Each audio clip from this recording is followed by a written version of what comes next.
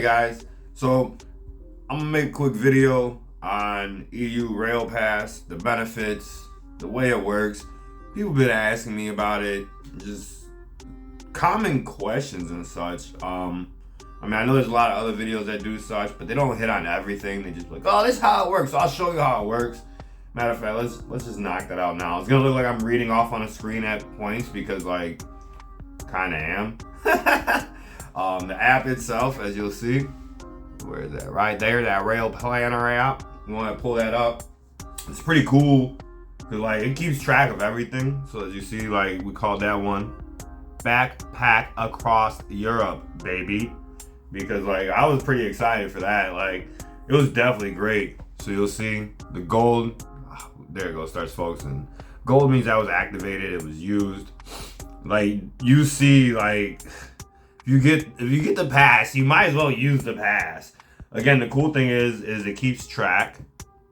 So you see, like it keeps track to let you know where you're going, where you've been, what you're doing.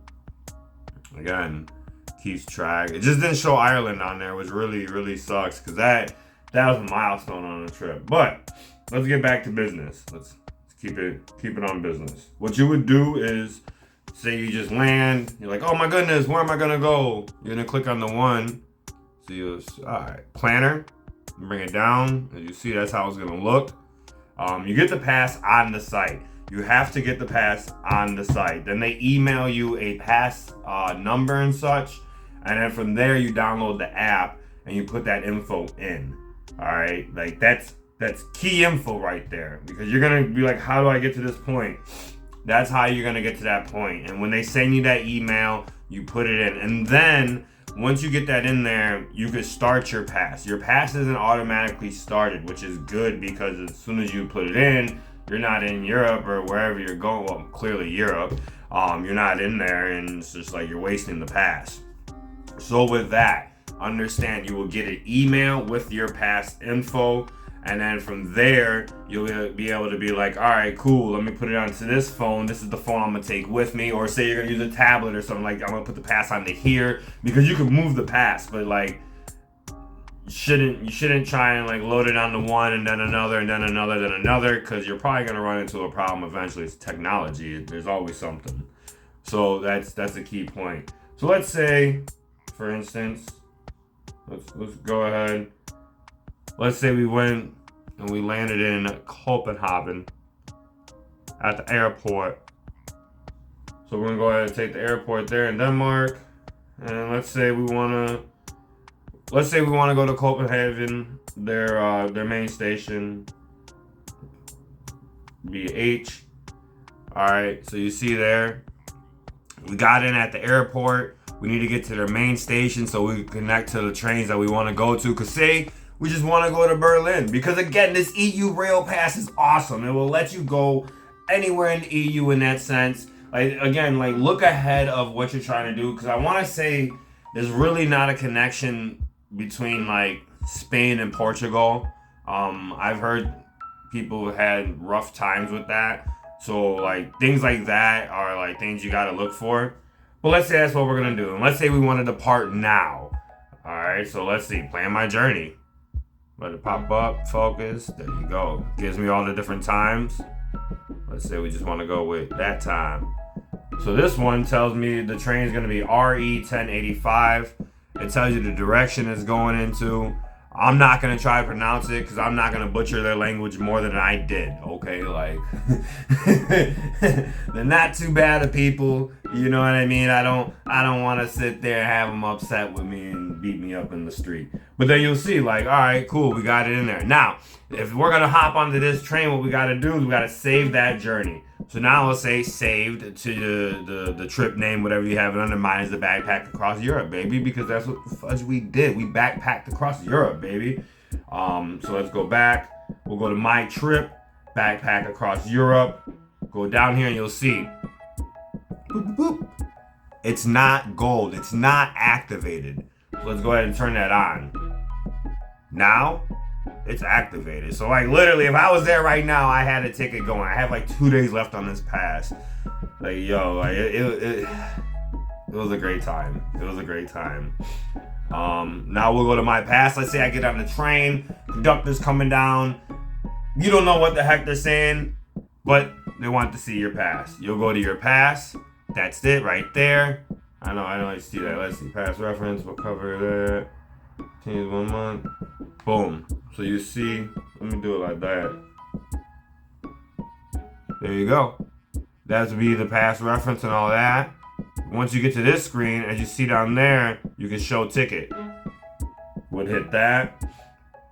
The most important part about this is what they want to see is not just that code. Oof. See what happened there. But also the fact that that clock up top, if it'll show. Let's try and get it in there. That clock. Well, there's a moving clock up top in the right corner. That's what they want to see. And then they'll have you scroll down and it will show like the ticket info as far as like destinations and such. See, now it's not going to go, Yeah, this phone to phone recording stuff. But it shows the definite destinations and such of where you're going. So in that part, that's why they have you do it live, and a screenshot of that ticket won't work. Now, speaking on screenshots and all this such and having your trip ready, you have to remember about networks. The network of your phone company. If you're coming from the States and you're going to Europe, if you're going to pay roaming, you're going to pay roaming. Verizon, they charge you like $10 a day. It's horrible. What I did is I'm grandfathered into another plan, so I would get 12 days a year of travel pass. So I used that for 12 days and Wi-Fi for all the other days, and I still got back with 1 day. So you see, like the Wi-Fi thing is able to do. What I typically do is I'll get an idea of what I'm gonna do, screenshot routes, maps, street names, all this type of crap, and then just go get lost. At the end of the day, a good idea also is to, like, wherever you're going, if you're not familiar with that language, screenshot a photo, take a photo, or even like screenshot a few words for like trains and such like that. So that way you can always just show somebody, and that way you can work back. If you don't know the language, pictures speak 1,000 words. Okay, like easy enough. Like you don't need to know how to speak anything to show somebody a picture of a train and then be like, oh, you're trying to get to the train station. Cool beans, right? Cool beans, easy peasy there. All right, so I'm gonna cut this video right here, and I'm literally gonna be right back. I'm gonna do some more and get some more answers and questions in. I have a lot more things going on. I would definitely like to cover that part there, so we have the part of how to use the pass, where you're going to get your pass, how you're going to install your pass, when people ask for your pass, how you're going to show your pass. So that's very key right there. Okay, everything else I'm about to tell you is just ones, twos, and threes of the trip that I learned that nobody really told me much about. Don't get me wrong, it was still a great time, 110%, except for Paris. Stay out of Paris. Like, you're gonna have to go to Paris to connect to some places, and you're gonna see exactly what everybody means by like, yeah, Paris is rude. Don't get me wrong, everyone else from France that I met were hardworking, nice people. Just the Paris people were just the worst people that I have had to deal with the whole trip.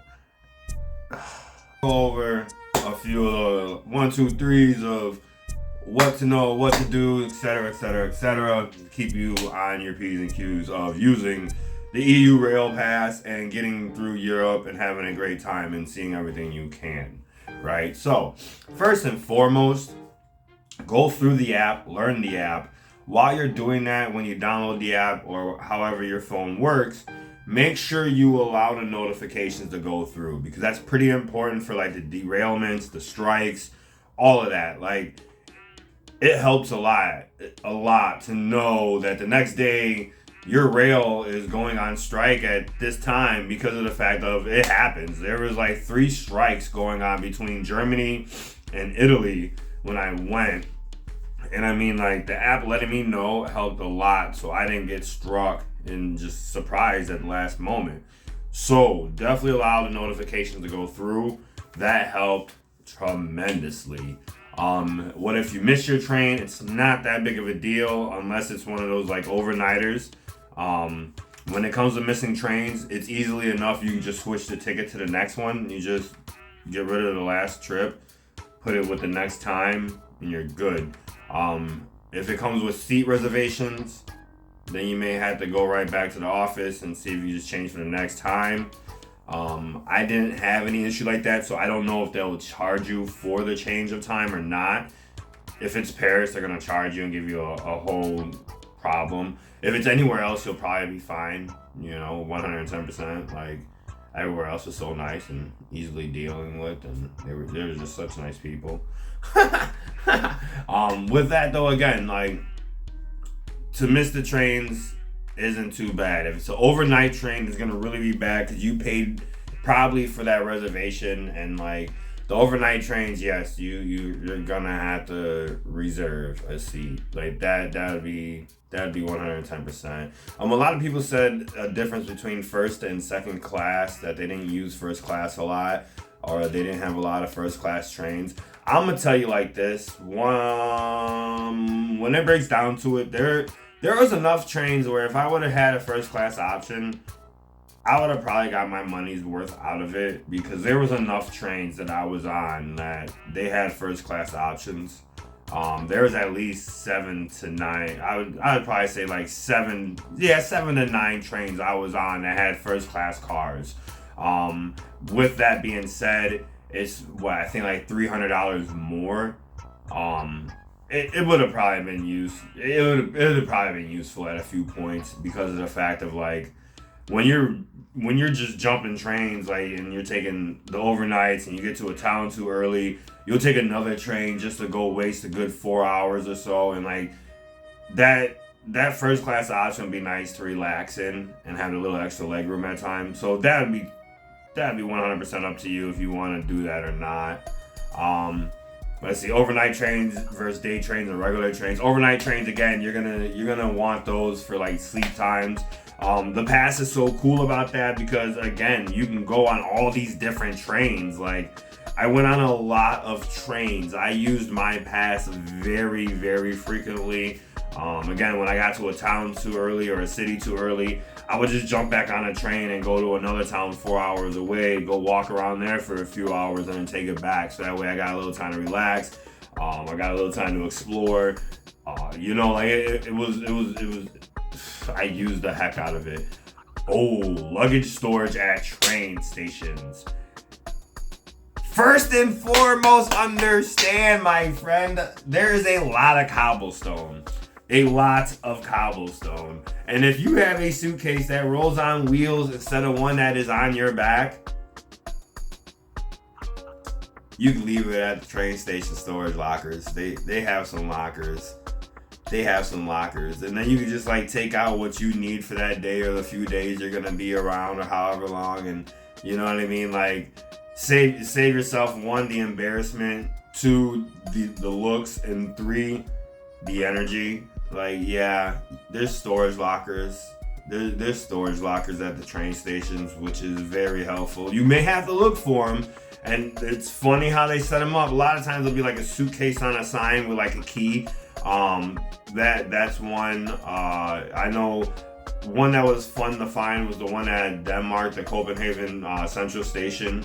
That one is basically going down towards a circle in the freaking the top, and then to the left hand side. It's after like track 15 or after like track 15 on the left hand side. There's an elevator. That elevator goes down to the baggage room. Like just FYI, like that's the first one we had to try to find, and like yeah.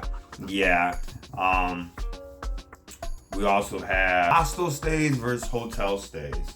So if it's just you, or like if you're going with a buddy, to split a room is not bad. That'd be the best end about it, because then it comes out to like $30-$40. If you're gonna be time there, you're gonna have your stuff with you and all that, it's better to be in a room with somebody you know. Italy is really cheap, so it's like it works to be in a room with somebody. Spain, again, cheap. It pays to be in a room with somebody at times, dude, those are 2 beautiful places, 110%. Like, I would definitely go back to those places. Spain, definitely. The people are so nice, so nice. Italy, again, the people are nice. You just gotta watch more of your surroundings with like what's going on. There's a lot of little scams going on. You know, a lot of watchers. The hostel stays. If you're running by yourself, book hostels. Book them online on like Expedia apps and such. Group all those apps together. Hostel World, all of that. This is not a sponsored video, so I'm just naming off like the things I was using.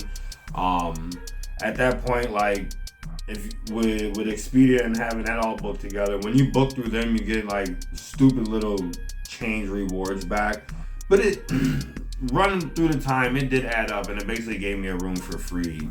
After booking with them like 15 to 20 times.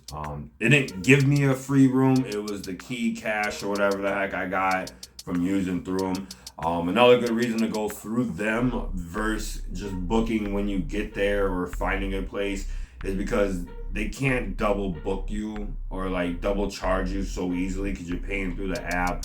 Or like I know in London and such they couldn't do it and I had to pay on the spot. But again, it controls the situation a little bit better to let you know to check it. Just be watchful, you know. So that's always good. Local trains, buses, and pass. So the local trains and the local buses, typically you have to buy a local pass. It doesn't work off the EU Rail, which at first I was kind of upset about, but again, I got my money's worth out of the pass. Same with the ferries. So like I took the London train up to Holyhead and hopped on the ferry to go to Dublin. With that, like, dude, the pass covered that trip as well, and that's a nice good trip there, you know. Covered that trip, and on top of that, the ferry was for there and back, I think a total of 72 US dollars or something like that. Like, it wasn't bad. It's only like a 3-hour travel over, you know. Individual tickets are $40 to $50. So I mean, at that rate, like, yeah, you might as well. Again, the pass really came in handy. Also, if you're a student, dude, there's so many discounts available for students. Like, so honestly, like that honestly made me happy to see, because it encouraged you to learn a whole lot more about history and such at a whole lot more reasonable price. Like, don't get me wrong, like the price itself was not bad. The cost of everything at the end of the day was not bad. The most expensive part about it are the plane tickets. I mean, like, that was about it. Like, dude, students, look into all your discounts. Like, you'll get a lot. You'll get into the museums for cheap. You'll get in the pass at a special rate. Like, there's so many reasons students should jump onto this. Like, yo, there's spring discounts. My buddy that I went with, he paid easily like $100 or so less than me, because like he got it last minute when we were over there, and it just so happened to be a spring discount. I hate him for that one. Like, yo. Yeah, so there's discounts and such. Watch for that. Customs coming on trains. So customs will come on the trains. Not a lot. There's maybe 2 or 3 times they came on. I think it was a total of 3 times out of the month I was out there. They're pretty smooth with everything. Not all of them speak English. Again, you're in their country, so what they're asking you for is the passport, where you're from, your nationality and such. You know what I mean? Like, it's not rocket science. Like, just give them the info, show them whatever they need, show them the ticket and such. Yo, you're from here, boom, that's it. This is where you're going because vacation, you know? Like, if you're gonna go to Amsterdam, plan it out. Unfortunately, you're probably gonna have to go through freaking that toilet called Paris. With doing that, you're probably, if you don't get a reservation online, you're probably gonna be a day off, which means you'll be stuck in Paris for a day or wherever you're gonna be. Yeah, it's just what it is. It's a very busy line with just a select amount of trains. You could always take sub trains and cut through Brussels and not wait. This is just a straight shot, and to me the straight shot is always easier than trying to jump around if you're just annoyed that day, as I always am when having to deal with Paris. Keep a loose agenda. Plan your days. Like just plan your days couple days at a time, you know, like have an idea where you want to end up by when, because like trains derail, people go on strike, you know what I mean? Like these things happen. It's still a real world in other people's days of lives, you know what I mean? So keep your agenda loose. Don't be like, I'm gonna be here on these days, because you probably won't. Next thing I'm gonna hit is bathroom costs. So on the trains, a lot of them have bathrooms. They'll be at the end of a car, or you had to skip a car, go to a car. If you can use the bathroom on the train, do it. A lot of places in the EU do charge €1 for the bathroom, or do not have public bathrooms like out on the street. That's where you get a lot of the kids, because the drinking age is typically 16, walking around just peeing everywhere. Like, it happens. I've seen enough wee-wees to last me for the rest of my life. Okay, like, so be ready to pay for a bathroom if you don't use it on the train, if you don't use it in your room, your hostel, whatever you're gonna do or wherever you're gonna stay at. It's €1. You know, at that time you get a rebate for 50 cents back if you spend it in the shops around there type thing at some of the locations. To me, that's whatever. Like, I gotta pee like a racehorse, and I'm not gonna do any of that crap. Again, the luggage should bring or not bring. That would be really what the lockers are for. If you don't need it, don't bring it. The train boards, so don't worry if you don't see your train number right away. Typically, depending on the train and how busy the station is, they will show them 30 to 45 minutes ahead of time, give you a track number 15 to 20 minutes ahead of time. So if you don't see it right away, don't worry. I was surprised. They're really good on that. Like, for the most part, I didn't have an issue with not seeing a train or a same number from the app to the board. You know, like, I was really surprised about that. Like, their trains run a lot. Their trains, compared to like our systems here that I've used, their trains are a lot smoother. Their trains are a lot more in line with such. Don't get me wrong, they do have derailments, they do have broken down trains, they do have strikes, they have their problems and such, but like, compared to like what we have in Illinois is Metro. Like, Metro, you'd be lucky to get the train once every hour at this point. There, like, dude, you're gonna have a train to here in every 5 to 25 minutes. And they're way more comfortable. For the most part, they're way more cleaner than the trains like we've seen here. I mean, like, yeah. One funny thing is, in some of the places, like, you're gonna see some military style stuff going on, and like, yo, you're gonna know you're somewhere else, and you best be on your P's and Q's. Wi-Fi on trains. A lot of trains that were good. The French trains, of course, they didn't typically work so much, or they would try to charge you. Like, I'm on your train for 4 hours plus, and like, yeah. So I did a lot of reading. Bring books with you, that'll always be good. eSIMs versus data plans. First and foremost, what I found out the hard way is I bought a new phone for the trip so I could take some extra photos. I did a lot of photos for a lot of photography. I brought a camera with me. I used the phone for such, and I had an issue with my other phone with the charging port, so I didn't want to have any problems, you know, so I bought a new phone. The thing with buying a new phone or getting it onto a plan with your plan or anything like that is they jail lock the SIM for, I think it's like 30 to 60 days. At least with Verizon, that's what they were doing. And I didn't know about it. And I even called them and asked them, like, yo, like, I have 4 other lines with you guys. Like, clearly I'm not going anywhere. And they basically told me to get bent. So Verizon is POS for that one. But they did offer me to get out of my grandfather clause and jump into a new plan with them, which was just completely stupid. I would not do such a thing. If anything, I'm going to jump away from them. But check with your provider they may offer something. Otherwise, if you have a phone that you can do an eSIM on, Ola, what is it? Olafly? I think it's, let me double check right quick. Should be Olafly. This is the app. Comes right up. Boom. Like, I have the eSIM, you know. Like, welcome. Where are you traveling next? If you want it. Will you focus there, buddy? So you can click where you're going. You can do all that. You'll install an eSIM. I think it was like $45 for a 22 or 24 day pass. Some weird number.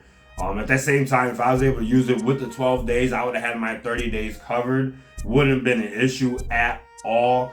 It would have been awesome. So like Olafly, I didn't have an issue with getting the SIM. They sent it to you via email. You load it up. Like, I even still have it on the phone. I just wasn't able to use it. Screenshotting the ticket, I've said it already, but I'll say it again. Screenshotting the ticket does not work because they want to sit there and see that the clock is ticking, that the clock is going, and it's a live ticket. So yeah, just have that ready to go. You can always turn the ticket on and go check it out. Like that's easy enough. Let's see, with card purchases, when you use your card to purchase anything, I would say use a credit card over debit card all day. Leave the debit cards at home. Don't even bring them with you out of the country. Use a credit card. Track your purchases because people will scam it, or they'll double charge you. They'll do a lot of stuff. And they'll give you fake receipts. Like I still gotta call card companies and such and get to the bottom of that. Watch your surroundings.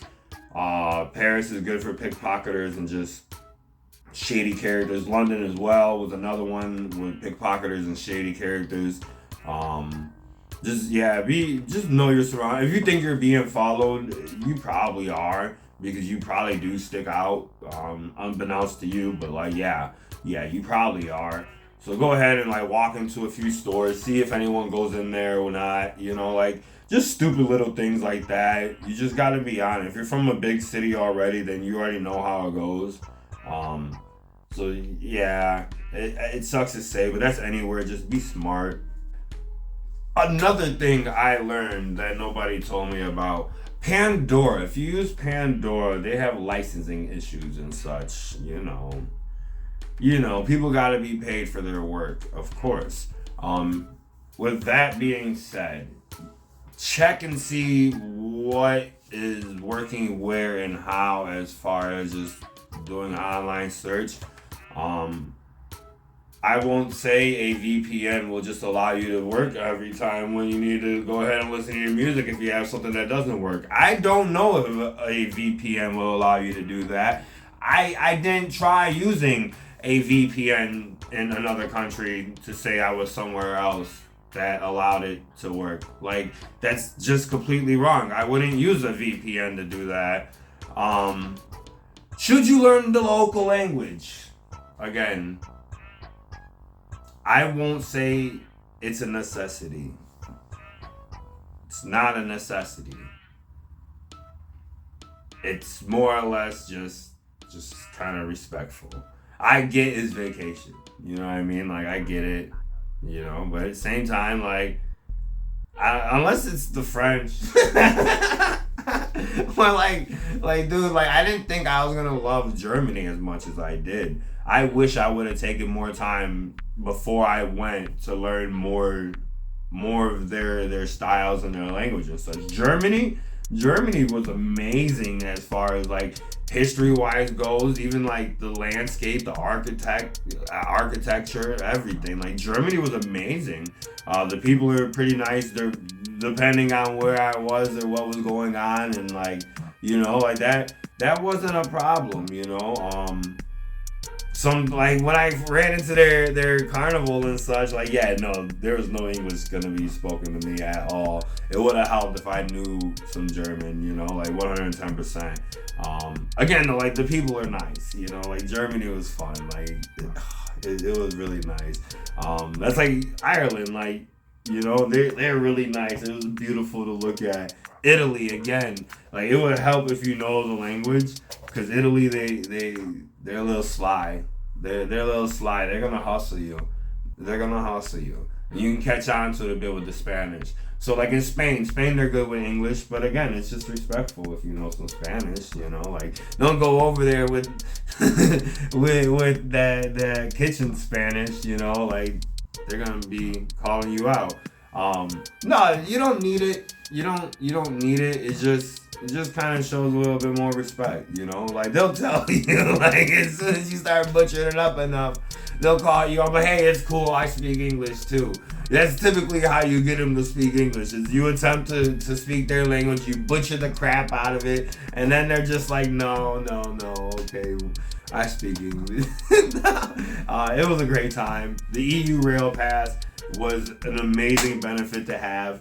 I will say if you're gonna go and you're gonna use it, like again, I got the month pass. I easily used over $750 in tickets, and that was the cost of the pass, I believe it was when I grabbed it, and easily, hands down, just going from Copenhagen, Denmark, all the way down to Barcelona, Spain, dude, that was covered. Berlin, that was covered. Amsterdam, that was covered. All the way up to Holyhead, that was covered. The only time I didn't really use it was in Ireland or in any way to get over to Ireland from Holyhead. Because you got to take the ferry. And then once I'm over there, I just rented a car. Dude, that was insane. Whoa, yes, get the pass if you're going to be there for a time. You really should, if you're going to go, be there for a month at the minimum. Dude, and if you're gonna jump around, definitely get it. If you're not, and say you're gonna go somewhere just for 2 weeks, and you just say you're gonna be in one country for 2 weeks, if it's something that you're not looking to go outside of the city life, then don't get it, because it's not gonna work on local metros and such. Now if you're gonna go through the country and you're gonna sit here and go up and down, up and down, up and down in the country, double check the routes and see. It'll probably be beneficial to get a small pass. If you're gonna use the train that much and you're gonna go places and actually see and go on hikes and such, it may be beneficial to get it. It really depends on how you're trying to plan your trip. For something like I was doing and just wanting to just see Europe, it was great. There's still a whole other side to see, and the pass still takes us places over there. So that was great. Get it while you can, and as long as everything's going smooth, it was good. It was worth it in my opinion. Yeah. And have a safe trip, safe travels. Again, watch your surroundings. If you feel like you're being watched, you probably are. Always be safe. Again, you may see some things that are different. That's fine. Just on the escalators. Right side if you're gonna stand there. Left side if you're gonna walk up. Another thing, I'm gonna save your life. Bicycle lanes. They have bicycle lanes. They are typically out on the left side. Bicycle lanes. In Germany, they are pretty much red, along Berlin and such, okay? Bicycle lanes, all right? Denmark, they are pretty much right on the sidewalk, their own little elevated path. Bicycle lanes. Watch for the bicycle lanes and stay the fudge out of their way. Oh my goodness. There's this lady that got creamed. Dude, stay out of their way. Bicycle lanes. I cannot say that enough. Bicycle lanes. Watch for it, because they do not care and will run you over because you are in their lane. Bicycle lanes.